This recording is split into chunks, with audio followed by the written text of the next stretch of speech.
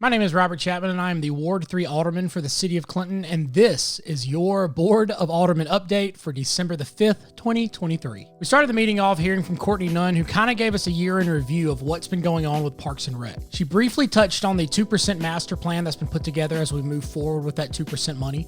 She talked about the Brighton tennis courts resurfacing that's about to happen in the near future, and talked about how our crew are working on the drainage issue at Kidstown.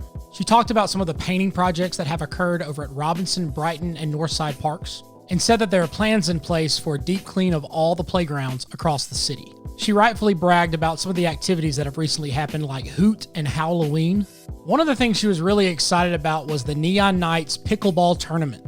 She said they had close to 28 teams and a ton of people showed up. At the beginning of the month, Parks and Rec teamed up with Therapeutic Recreation once again to have an awesome Christmas parade float. And then she closed her time out with us talking about some of the registrations that are coming up for different recreational sports. There's softball, football, baseball, soccer, something for everyone. She talked about some of the numbers that were enrolled, and there were hundreds of kids who participated all through the past fall and the spring.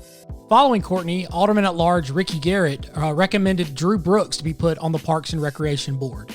I know Drew, he's a good guy, he's got a great family, and he's very involved, so he'll definitely be an asset to that group. Now we jumped right into the voting section talking about the ward maps. There's been a lot of back and forth over the last 2 years dealing with this. But Tuesday night, there was a unanimous vote to adopt map number 9. The next item centered around our bond situation. Right now, the city is utilizing its bonds, but we're about to come up to where we can maximize those dollars in another way. There's a company called Raymond James that wants to look at some options for us, but in order for us to do that, we have to send a letter asking for them to help us with that. In order for the mayor to send a letter, the board has to recommend it and approve it, and so we did just that.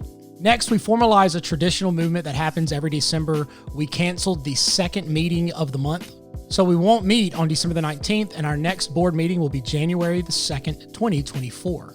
I'd like to take this time right now to say that if you haven't listened to my latest podcast talking about a suggestion for our work sessions, take the time to do that right now, because I propose that we just meet once a month and 2 times a month only when necessary.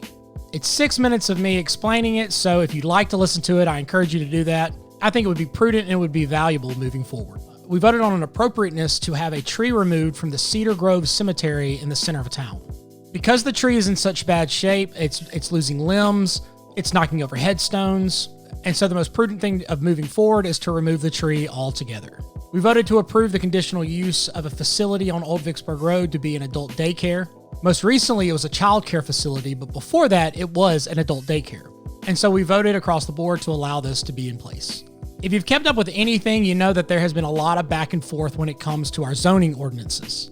The complete zoning ordinances have not been formalized since 2013. During that time, there's been a lot of amendments that have come in place that have benefited citizens here in the city.